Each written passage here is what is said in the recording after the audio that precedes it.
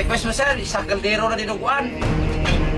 Ang lalaking ito, sinasabayan ng init ng panahon sa kanyang trip Ito dinuguan sa kaldero. dahil imbis na ihanda ang bagong lutong dinuguan.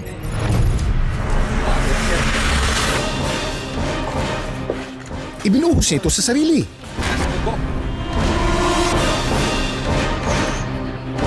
Paso ang abot mo niyan, Manong.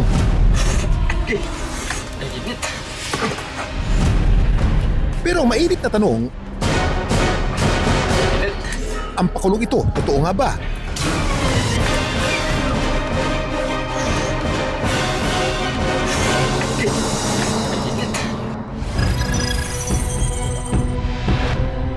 Dito sa Haro, Iloilo namin nakilala ang lalaki sa video na si Jackery, 43 years old, isang vlogger. Ayon sa kanya, matapos siyang ipaligo ang dinuguan, wala naman daw nangyari sa kanya masama. Pagtapos ko paligo dinuguan, may mga sakit-sakit pero hindi man gid sa sobrang sakit, okay naman ako. Meron mga pula-pula sa katawan ko pero hindi naman ako napaso na tulad ng sobra-sobra. Ito ang request mo, sir, isang kaldero na dinuguan. Pero kung papanoorin ang video, pagbukas pa lang ni Jackery ng malaking kaldero, umuusok na ang niluluto niyang dinuguan. Ilagyan pa niya ito ng sili at nagdagdag din ng asin. Patapos haluin at amuin, Ligo dinuguan sa kaldero. lumakot na siya ng dinuguan. Saka pinaligo sa kanyang katawan.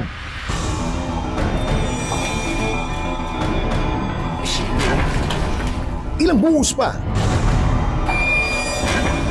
Doon na mistulang naramdaman ni Jackery ang init. Ay, init. Ang kaninang malinis pang tignan na si Jackery, balot na ng di umanong dinuguan. Bata dyan, huwag kayahin ha. Kasi dinuguan to.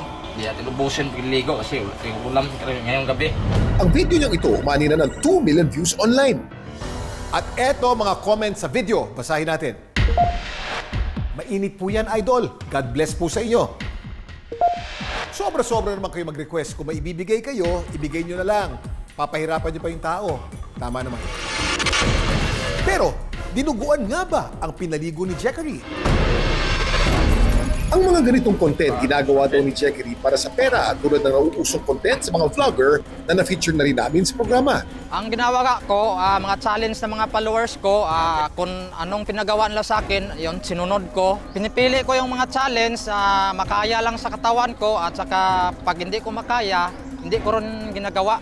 Ang unang vlog ni Jackery ay ang pagkain ng buhay na alimango.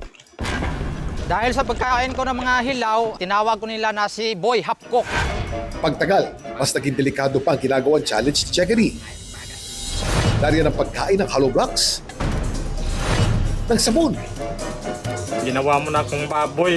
pagligo ng pintura, Nakakuha ko sa mga challenge, malaki yung mga views ko at ang iba nagbabayad din sa akin. Ang balat ang largest organ natin mga tao. Ang balat may 3 main layers.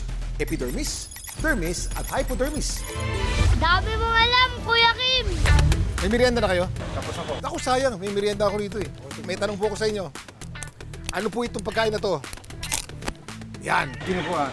Ano po ang pinakamasarap na kapartner po ng dinuguan? Puto. Bakit po puto ang masarap na kapartner ng dinuguan? Kanin din. Dinorok lang yun. Tama po kayo.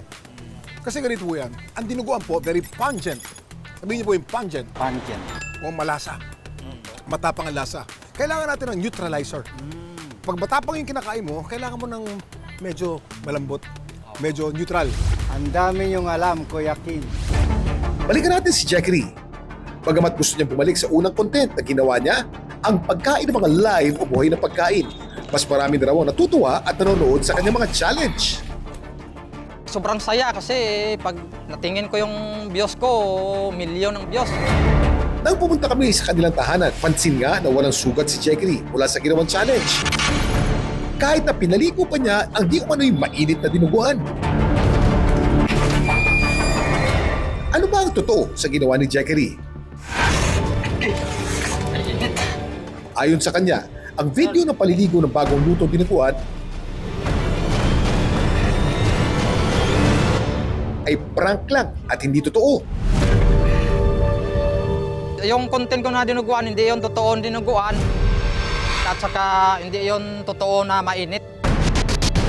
Yung pagluluto ko ng dinuguan, linagyan ko ng lupa at saka pintura na latex at yung apoy, konti lang. Mabilis ko lang rin pinainit sa apoy. 15 seconds ko sang pinainit. Kasama ko ngayon si Doc Bea, isang dermatologist. Doc, talakayin na rin natin kung sakali na mapaso ng mainit na bagay ang ating balat, ano po ang nangyayari sa ating balat? Yes, so first-degree burn, it usually affects yung epidermis, yung topmost layer of your skin. And then second-degree burn, it affects two layers, the epidermis and the dermis. Dito, karaniwang nakikita yung mga paltos or blister, and karaniwang mataas na po yung risk natin for infection and complications tulad na lamang ng mga scars. And finally, yung third-degree burn, it affects yung hypodermis or yung fat tissue layer of the skin. Pero pag ganitong stage na po, kailangan na po natin ng surgical intervention at maaring kailangan rin po natin ng skin grafting. Doc, ano po ang paalala nyo sa mga gumagawa ng prank na ganyan? Yes, parang hindi naman po siya worth it. Huwag po natin gagawin dahil nakakatakot po ang magkaroon po ng burns. That's high risk for infection, dehydration, and complications. And napakahirap pong gamutin at napakagastos po nito. Alam niyo, Doc, maraming salamat. Mukha po kayong 15 years old. Thank you. Totoo man o hindi ang content ng mga video na ating gagawin. Lagi natin siguraduhin ang kaligtasan natin. Mag-init man ang views mo online. Ay, init. Baka mapasok ka naman sa kapahamakang dala ng ganitong mga gawain. Kuya Kim, ang dami mong alam!